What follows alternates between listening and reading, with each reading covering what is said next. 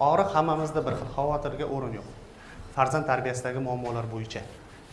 Sizda bunisi bor, bu yoqda bunisi bor. Kimnidir bolasi ko'p gapiradi, uni gapirtirmaslik kerak. Kimnidir bolasi kam gapiradi, uni ko'p gapirtirib berish kerak. Kimnikidir issiq, uni sovutibroq berish kerak. Kimnikidir uzun sal pasaytirish kerak, kimnikidir qilish kerak. Ish qil. Bor. Hech nima emas. Va shuni sizlarga boshidan ma'lum qilib o'taman, qadrdonlar. Va ko'pchiligimizda borda men bir ota-onalar kanalida ancha audio dars tashladim. Kimlardir uni eshitdimi, kimlardir eshitmadimi, bilmadim-u. Lekin o'sha joyda men o'zi asosiy ko'p narsani berdim. Bitta narsa. Sizni 97-yildan to bu yog'i 2020-yilgacha shuni o'rtasida sizda farzand bo'ladigan bo'lsa, yoki bo'lmasa o'zingiz bo'ladigan bo'lsangiz, qadrdonlar, bu avlod bilan ishlash ko'cha tilida bandasiga emas deydi-yu. 2000 dollar sindirish bandasiga emas deydi-yu. Ular bilan ishlash oson emas. Masalan, sizga bir shapa turgan bemalol o'zingizdan turib, ustidan qoqib, burningizni sirtib, peshonangizni terzatib ketavergansiz. Aynan bularga bunaqa narsa metod ishlamaydi. Ularga bittasi ko'p, ikkitasi kam, 1,5 dan topib berishingiz kerak. Bu qiyin-da.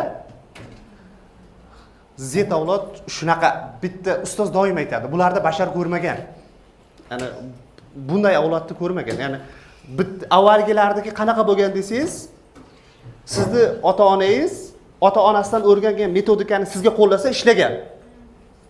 Ular shajara bo'lib o'tib kelavergan tarbiya usullari. Shuning uchun xalqimizda hattoki shunday maqol paydo bo'lgan.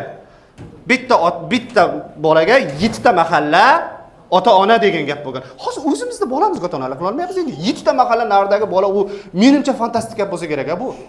Bu nerealniy gap bo'lib qolgandir hozirgi kunda. Nima deb o'ylaysiz? Shunaqa? Ha. Nima uchun deydigan bo'lsangiz, qarang. 7 ta narigi mahalladagi bolaga qo'llangan metodika bu mahalladagi bolaga, ya'ni 7 ta bu mahalladagi bolaga ham ishlagan, bu degan.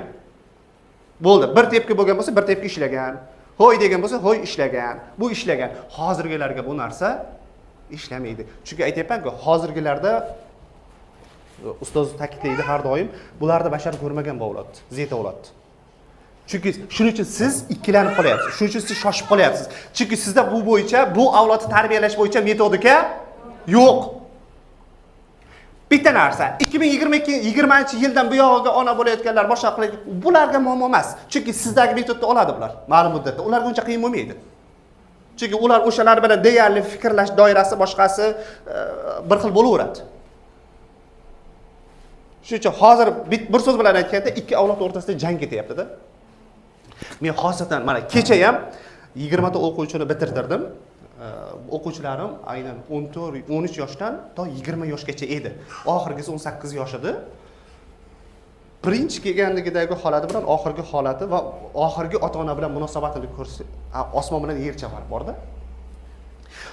Bola kim majburlikdan keldi deyapman, o'sha paytda 70% odam qo'l ko'taryapti-da. Yuksalishga majburlikdan kelyapti-da. Zo'rdan kelyapti. Ha, oxirida chiqib ketayotgan shiddati, oxirida ota-ona bilan bo'lgan munosabatlari, ha, faqat bitta narsa, tushunmagan odam bo'lmaydi. Meni bolam tushunmaydi deyshadi. Yo'q bo'lmasa, meni o'quvchilarim tushunmaydi deydi, pedagoglar bo'lsa. Yo'q. Tushunmagan odam bo'lmaydi, tushuntira olmagan odam bo'ladi. Yemagan odam bo'lmaydi, yedira olmagan odam bo'ladi. Hurmatli ota-ona, bolam tushunmayapti emas, tushuntira olmayapman. Qabul qilmayapti emas, qabul qildira olmayapman. Yemayapti emas, men yedira olmayapman. O'qimayapti emas, men o'qita olmayapman. O'qiyapti. Men nima uchun buni jonim kuyayaptiki, bu yerda bola zo'r bo'lib keladi, zo'r bo'lib yashnab gullab yashnaydida, uyiga borganida ko'pchilik ota-ona aytadi, bolam o'z holiga qaytib qoldi deydi. Bolam o'z holiga qaytib qoldi deydi.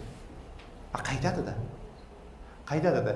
Siz o'sha yondoshuv bo'lmaganligidagi qaytadi. Bola bamisoli bir o'simlik bo'ladigan bo'lsa, ota-ona unga bamisoli dehqonda, ha, dehqonda metod bo'lsa u o'sadi u. Bo'lmasam yo'q. Teskari o'sadi. Biz o'z o'rnida hosil ola olmaganligimizdan keyin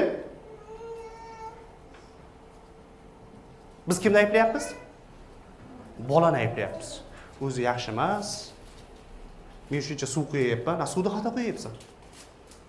Men shuncha o'g'it beryapsan. Ha, yo ko'p berib yuboryapsan, yo kam berib yuboryapsan, yo umuman bermayapsan. Ikki o'rtasi bor. Bugun mana shu to'g'risida ozgincha gaplashib o'tgan bo'lamiz.